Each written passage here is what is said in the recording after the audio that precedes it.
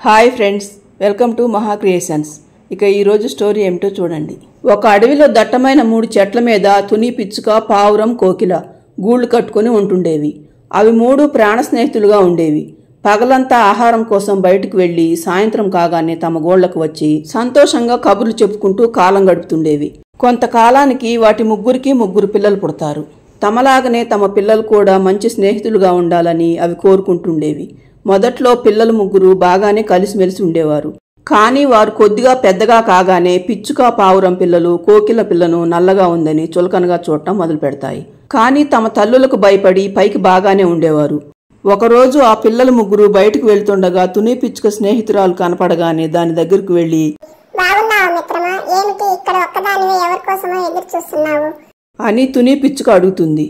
ఏమీ లేదు మిత్రమా, నా స్నేహితురాల్ని ఇక్కడికి రమ్మని చెప్పాను, అందుకే ఎదురు చూస్తున్నాను. ఇంతకు వీళ్ళిద్దరూ ఎవరు అని పావురాన్ని కోకిలను చూసి అడుగుతుంది. పావురాన్ని చూపించి, మేమిద్దరం మంచి స్నేహితులం, తను కూడా మా స్నేహితురాలేలే అని కోకిలను చూపించి నిర్లక్ష్యంగా సమాధానం చెబుతుంది. ఏమిటి, ఈమె మీ స్నేహితురాలా? మీరిద్దరూ ఇంత అందంగా ఉన్నారు, మరి తనేమిటి నల్లగా అంత అసహ్యంగా ఉంది? తనతో మీకు స్నేహమేమిటి అని ఆ నీలం రంగు పక్షి అడుగుతుంది. ఏం చేయమంటావు మిత్రమా, మా 3 తల్లులు మంచి స్నేహితులు, మేము కూడా వారిలాగానే ఉండాలని వాళ్ళ కోరిక. మాకు ఇష్టం లేకపోయినా మా అమ్మ వాళ్ళ కోసం దీన్ని భరిస్తున్నాము అని తుని, పిచ్చుక, పావురం 2 అంటాయి. మీరు కాబట్టి మీ అమ్మ వాళ్ళ కోసం దీన్ని భరిస్తున్నారు, నేనైతే దగ్గరకు కూడా రానిచ్చేదాన్ని కాదు. ఇలాంటి వారితో ఉంటే మీకు కూడా విలువ ఉండదు. అయినా నాకెందుకులే, మీకు నచ్చినట్టు మీరుండండి అని ఆ నీలం రంగు పక్షి అంటుంది. వాళ్ళు 3 అలా మాట్లాడుకుంటుంటే కోకిలకి చాలా బాధ అనిపిస్తుంది. నల్లగా పుట్టడం తన తప్ప అని లోపల కుమిలిపోతుంది. తరువాత రోజు నుండి పావురం, తుని పిచ్చుక బయటకు వెళుతూ కోకిలను పిలిచేవారు కాదు.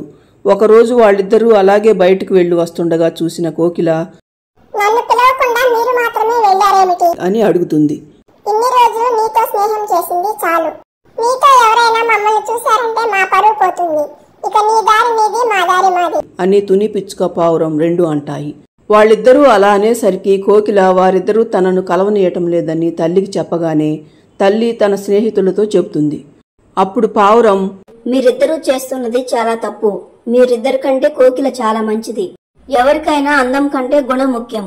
అతివేషాలు వేయకుండా మీరిద్దరూ కోకిలతో కలిసి స్నేహంగా ఉండండి అని చెబుతుంది. కానీ వాళ్ళు మాత్రం ఎవరి మాట లెక్క చేయకుండా మేమే గొప్పవాళ్ళం అనే ధోరణిలో ఉంటారు.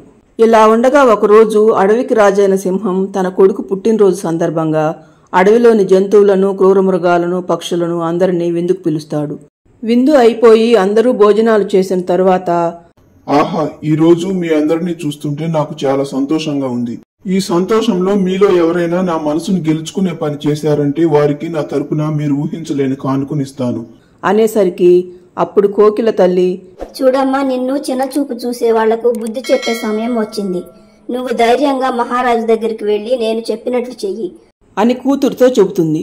అప్పుడు కోకిల మహారాజు దగ్గరకు వచ్చి తన గొంతు విప్పి అద్భుతంగా పాడేసరికి మహారాజు అతని భార్యతో పాటు అక్కడికి వచ్చిన జంతువులు, క్రూర మృగాలు, మిగిలిన పక్షులు అందరూ కోకిల గానానికి మంత్రముగ్ధులైపోతారు. అప్పుడు మహారాజు, షబాస్ కోకిల, అద్భుతంగా పాడావు. ఇంత అద్భుతమైన స్వరాన్ని నేనింతవరకు ఎప్పుడూ వినలేదు. నీ గొంతు నీకు దేవుడిచ్చిన వరం. నీలాంటిది నా అడవిలో ఉండటం నాకు గర్వకారణం.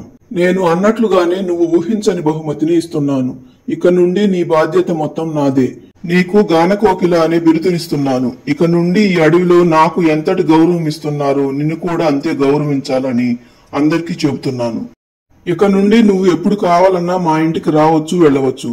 కానీ నువ్వు చేయవలసిందల్లా ఒక్కటే, నేను పాడమన్నప్పుడు నీ అందమైన స్వరంతో పాట పాడటమే అని మహారాజు అనగానే అక్కడికి వచ్చిన వారందరూ కూడా కోకిలను మెచ్చుకుంటారు.